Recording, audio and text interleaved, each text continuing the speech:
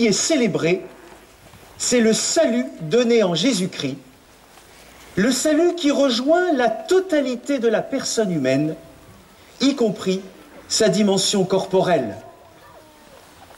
Or, tout nous est donné dans le mystère de la résurrection de Jésus lui-même. Ressuscitant dans l'intégralité de sa personne, y compris dans ce corps glorieux qui apparaît aux disciples, nous croyons que l'humanité entière est entraînée par lui dans tous ses aspects au partage en lui, Jésus le Christ, de la vie divine pour l'éternité. Ce que je veux dire, c'est que tout est déjà présent dans le mystère du Christ ressuscité, de ce que nous célébrons aujourd'hui à propos de la Vierge Marie.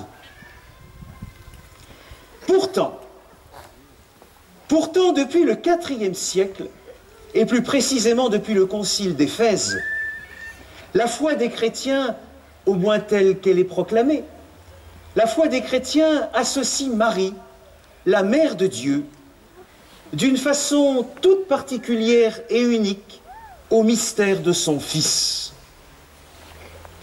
De même que dans son immaculée conception, la Vierge est comme préparée par Dieu à sa collaboration dans l'œuvre du salut, de même, le Seigneur lui donne de partager sans transition la plénitude de la promesse faite à l'humanité tout entière. Dans la totalité de sa personne, Marie partage la gloire divine, devançant la réalité qui sera pour nous tous celle de l'éternité des siècles. Alors, quel message nous donne à nous aujourd'hui l'Assomption de Marie? Que pouvons-nous accueillir de ce mystère pour notre vie? Eh bien, l'Assomption, c'est d'abord et avant tout un message fort pour rappeler la profondeur de la grâce qui nous est faite. Dieu, dans le Christ Jésus, nous donne de partager sa vie et sa gloire, pas simplement avec une petite partie de nous-mêmes, avec notre âme, mais dans la totalité de ce qui nous fait, y compris notre corps. Jésus, nouvel Adam, pour reprendre l'expression de Paul, Jésus inaugure pour l'humanité la nouvelle création pleinement vivante de Dieu.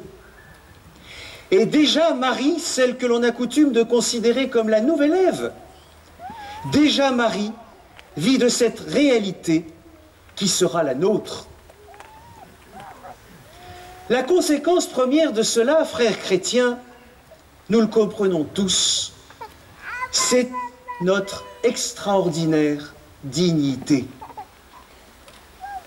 Le baptême nous fait membres du Christ, vivant déjà de la réalité du salut dans les conditions de cette terre. Les baptisés sont des divinisés qui mènent leur vie d'hommes et de femmes dans cette lumière divine. L'Église est prémisse de cette humanité nouvelle qui sera donnée ultimement en partage à l'ensemble de l'humanité. Et comme membres de l'Église, il nous appartient, frères chrétiens, il nous appartient de vivre notre vie d'homme et de créer autant que nous le pouvons des logiques en ce monde en faisant droit à l'extrême dignité de l'humanité.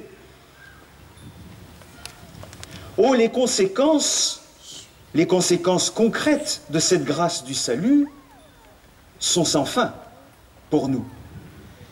Je voudrais m'arrêter sur deux. Si nous prenons par exemple le thème de la famille, vous êtes venus nombreux en famille aujourd'hui, cette journée est faite pour cela. Si nous prenons le thème de la famille et singulièrement, par exemple, celui de l'éducation des enfants. Comment ouvrons-nous les enfants et les jeunes à la découverte de leur profonde dignité et donc à l'épanouissement d'eux-mêmes que cela doit pouvoir permettre, et aussi à la responsabilité de ce que cela induit. Si je suis fils de Dieu dans le Christ, je ne peux pas me comporter comme un voyou. Si nous prenons le thème du corps, eh bien, là aussi, les conséquences sont infinies. Rendez gloire à Dieu dans votre corps, rappelle Paul.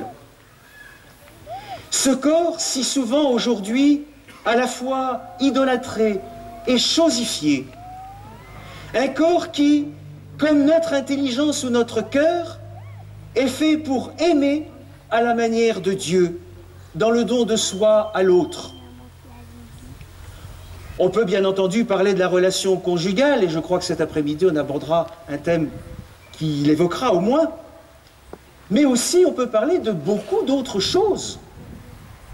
Des bras qui rendent service, des mains qui disent l'affection, des yeux qui révèlent la confiance, d'une bouche qui dit la présence amicale ou donne un bon conseil, d'une oreille qui écoute parce qu'elle est la porte du cœur. Notre corps vit déjà de la gloire et a promesse d'éternité. En avons-nous conscience? C'est cela que nous rappelle l'Assomption de Marie. Comment aujourd'hui, frères chrétiens, ne pas nous tourner vers notre Dieu?